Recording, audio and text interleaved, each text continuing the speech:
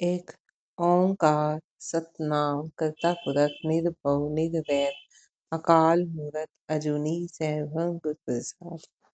अंग 59वां। श्री राग महला पहला।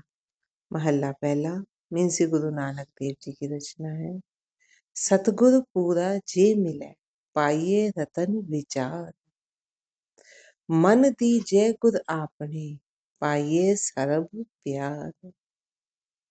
यदि पूर्ण सतगुरु प्राप्त हो जाए, ऐसा गुरु जो पूर्ण हो गया, जो पूर्णता को प्राप्त हो चुका,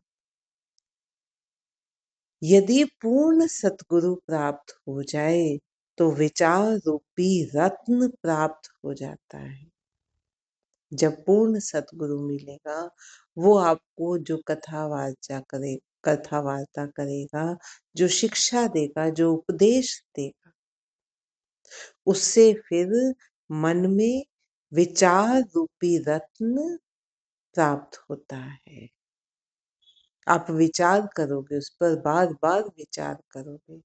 जब विचार का रत्न प्राप्त हो गया तो फिर वो अपने आप व्यवहार में भी आएगा। यदि अपना मन गुरु के सम्मुख अर्पण कर दिया जाए तो सबको प्रेम करने की भावना प्राप्त हो जाती है। क्योंकि अगर गुरु पूर्ण है तो फिर वो खुद स्वयं सबको समदृष्टि से देखेगा। उसके लिए कोई भेदभाव नहीं, ना जात का, ना धन का, ना किसी और चीज का, ना रंग रूप का। उसके लिए सब समान है। अगर वो पूर्ण है तो पूर्ण पूर्ण प्रभु को पहचानता है। फिर वो ये भी समझता है कि कण कण में वही परमात्मा का अंश विराजमान है। फिर जो उसकी शिक्षा है, उससे मन में विचार रूपी रत्न प्राप्त होता है। यदि हम उसको अपना मन अर्पण कर देते हैं, तन तो कर ही देते हैं। तन तो आप देखो, कई लोग मिलेंगे कई आश्रमों में सेवा करते हो, तन सौंप दिया कि एक ड्यूटी मिली हुई है, हमें वो ड्यूटी निभानी। लेकिन मन उस सेवा में करते हुए भी संशय में है। मन वो सेवा करते हुए भी इधर उधर भटक रहा। तो फिर वो मन नहीं दिया गया, सिर्फ तन दिया गया। यदि अपना मन गुरु के सम्मुख अर्पण कर दिया जाए, अगर मन भी दे दिया, तन भी दे दिया, और मन तब देने की अवस्था आती है जब आप ये मानने लगो कि गुरु का हर वचन सत्य वचन है। उसको सत्य करके मानना है।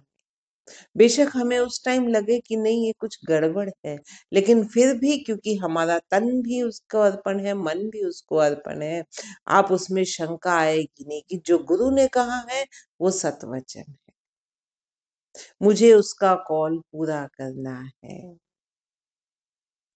तो फिर आप भी पूर्णता को प्राप्त हो जाओगे। आप भी सबको प्रेम की भावना से देखोगे, क्योंकि गुरु सबको प्रेम की भावना से, एक समान भाव से देख रहा है, तो आप भी फिर वैसा ही करोगे। तो क्या कह रहे हैं गुरु महाराज? यदि अपना मन गुरु के सम्मुख अर्पण कर दिया जाए तो सबको प्रेम करने की भावना प्राप्त हो जाती है। मुकत पदारथ पाइए अवगण मीटन हा, मुक्ति दिलाने वाला नाम रूपी पदार्थ भी प्राप्त हो जाता है, जो विकारों और अवगुणों को मिटाने में समर्थ है। जब हमने अपना तन दे दिया, मन दे दिया, तो पूर्ण गुरु तो प्रभु में ही, पूर्णता में ही लीन है। फिर वहां से गुरु हमें प्रभु नाम तो दे देता है, लेकिन क्या हम उसको पूर्णता से अपनाते हैं? नहीं अपना पाते, क्योंकि मन में संशय बहुत है, विचार बहुत है, अवगुण बहुत है। जब हम अपना तन मन गुरु को अर्पण करते हैं तो नाम रूपी रत्न भी प्राप्त हो जाता है। मीन्स नाम भी हृदय में फिर बसने लग जाता है। आपको नाम से, प्रभु नाम से प्यार होने लगता है। एक बार उसका अनुभव हो गया तो वो प्यार फिर बढ़ता चला जाता है। जब नाम रूपी रत्न प्राप्त हो गया, जब नाम से प्यार बन गया हमारा, नाम रूपी पदार्थ हमें प्राप्त हो गया जब, तो फिर हम मुक्ति को प्राप्त हो जाते हैं। कौन सी मुक्ति? विकारों से मुक्ति, माया से मुक्ति, अहंकार से मुक्ति। और अवगुण मिट जाते हैं। जैसे जैसे गुण अंदर बसेंगे, प्रभु का नाम अंदर बसेगा, तो प्रभु के गुण अंदर बसने लगे। जैसे जैसे गुण बसते जाएंगे, उसके अपोजिट जो अवगुण है वो खत्म होता जाएगा। आप विनम्र होते जाओगे, अहंकार विनष्ट होता जाएगा। आप सत्य की राह पर चलना शुरू कर दोगे तो झूठ अपने आप खत्म होता जाएगा। आप कर्तव्यनिष्ठ हो जाओगे तो मोह अपने आप खत्म होता चला जाएगा। जैसे जैसे आप गुण मिटते चले जाएंगे, गुण बसते चले जाएंगे, या ये कहो जैसे जैसे गुण बसते चले जाएंगे, अवगुण का विनाश होता चला जाएगा। तो मुक्ति दिलाने वाला नाम रूपी पदार्थ भी प्राप्त हो जाता है। जब एक बार विकारों से मुक्ति हो गई तो फिर जन्म मृत्यु से मुक्ति हो जाती है। जो नाम फिर विकारों और अवगुणों को मिटाने में समर्थ है। भाई रे, गुर बिन ज्ञान न होए, पूछो ब्रह्म में नारदे, वेद व्यासे कोई रहा। हे भाई, बेशक ब्रह्मा, नारद, वेद व्यास आदि किसी से भी पूछ कर देख लो, गुरु के बिना ज्ञान प्राप्त नहीं होता। रहाओ ज्ञान ध्यान धुन जानी, अकथ कहावे सुन, सफल्यो बिरख हरियावला, छाव घनेरी होए। गुरु के पास ही ज्ञान ज्ञान है, सच्चा ज्ञान है, ध्यान है। ध्यान लगाने की युक्ति है कि ध्यान किस पर लगाना है?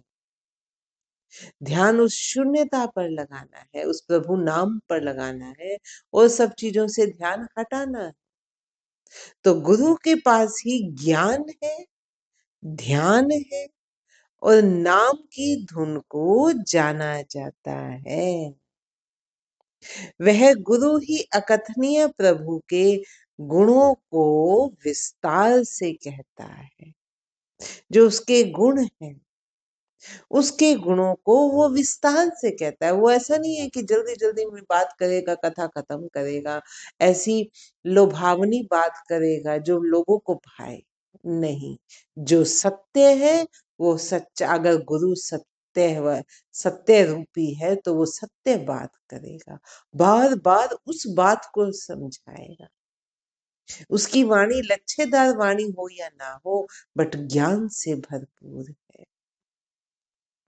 आजकल जो हम देखते हैं, कितने ही गुरु, मैं किसी का कोई नाम नहीं लेना चाहती, कितने ही गुरु ऐसे हैं जिनकी वाणी लच्छेदार है। लच्छेदार मीन्स मोहने वाली। वो कथा वार्ता भी करते हैं, तो वो चीजें वो करते हैं, वो कथा वो करते हैं जो लोगों को भाए। लेकिन अगर गुरु पूर्ण है, सच्चा है, तो वो प्रभु की अकथनीय कथा का भी वर्णन करता है।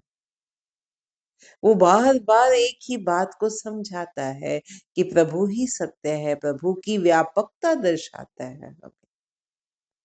उसमें ज्ञान है, ध्यान है, नाम धन है,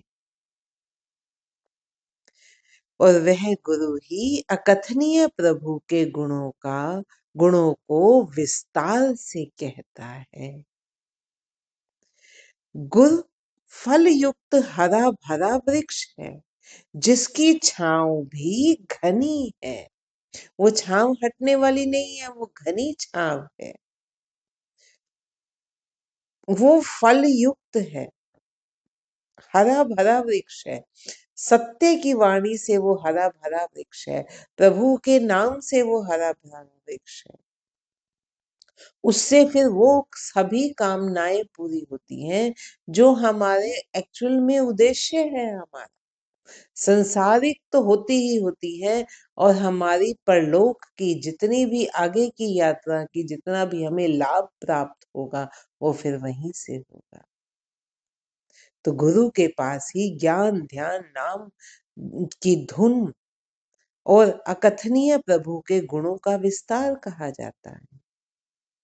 गुरु फल युक्त हरा भरा वृक्ष है, हरियाली है, हरियाली है, वहां कभी पतझड़ नहीं आती, क्योंकि वो खुद पूर्ण है। गुरु वो फल युक्त है, फल देने वाला है, वांछिक फल देने वाला है। वो उसकी छांव भी घनी है। लाल जवेहर माणकी गुर भंडारे सोई। गुण रूपी लाल जवाहर और माणिक भी गुरु के भंडार में ही। गुरु के भंडार में वो संसारिक हीरे मोती जवाहरात नहीं है। कौन से हैं? गुण रूपी लाल माणिक और जवाहर है। गुणों को कहा जा रहा है। वो फिर गुण रूपी श्रृंगार जिससे आप करते हो, जिससे प्रभु रीझता है, फिर उससे उन मोतियों से, उन लालों से, उन माणिकों से फिर उसका खजाना भरपूर है। गुरु भंडारे पाइए निर्मल नाम प्या।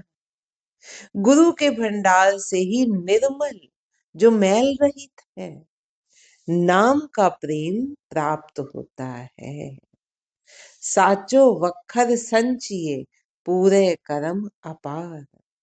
अच्छे भाग्य से ही व्यक्ति इस संसार में सत्य रूपी सौदे का व्यापार करता है। सुखदाता दुख मेटणो सतगुरु असुर संघार। सतगुरु ही दुखों को मिटाने वाला, सुख देने वाला है। ऐसा सुख आत्मिक सुख है जो फिर सदा नवीन है, जिसके पीछे कोई दुख नहीं लगा हुआ। वो दुखों को मिटाने वाला, सुखों को देने वाला है। विकार रूपी असुरों का संहार करने वाला है। भवजल बिखम डरावणो ना कंधी ना पार, ना बेड़ी ना तुलहड़ा, ना तिस वंज मलार। संसार सागर भयंकर रूप से डरावना है। इसका कोई ओर छोर नहीं। हमें संसार का कोई और छोर दिखता है? नहीं और छोर कोई। ये बहुत डरावना है, जहां मोह का कीचड़ है, तृष्णा की आग जल रही है। जीव के पास ना तो आधार के लिए लकड़ी के डंडे हैं कि जिस पर हम बैठकर पार हो जाए, ना नाव है, ना बांस है, और ना ही मल्लाह है। सतगुरु भय का बोहि था नदर, दोबारा पढ़ते हैं, सतगुरु भय का बोहि था नदरी पार उतार। सतगुरु ही भव सागर का जहाज है, जो हमें नाम देकर, नाम रूपी रत्न देकर, गुण रूपी श्रृंगार देकर, गुण रूपी लाल जवाहर देकर, हमें नाम बसाकर, सहजता में लाकर, समानता में लाकर, धीरे धीरे विकारों को छुड़वाकर, गुणों को हमारे अंदर बसाकर इस संसार सागर से पार उतारने वाला है। सतगुरु ही भव सागर का जहाज है। जिस पर कृपा कर देता है वही पार उतर जाता है। एक तिल प्यारा विसरे दुख लागे सुख जाए, जीवा जलो जलावनी नाम न जपे रसाई। यदि वह प्रियतम एक क्षण के लिए भी भूल जाए तो दुख लग जाता है, सुख उड़ जाता है। जिस क्षण भी उस गुरु रूपी परमात्मा को भूलोगे, जिस समय भी प्रियतम प्रभु भूल जाता है, उसी टाइम क्या होता है? हमें संसारिकता घेर लेती है, दुख घेर लेता है और सुख उड़ जाता है।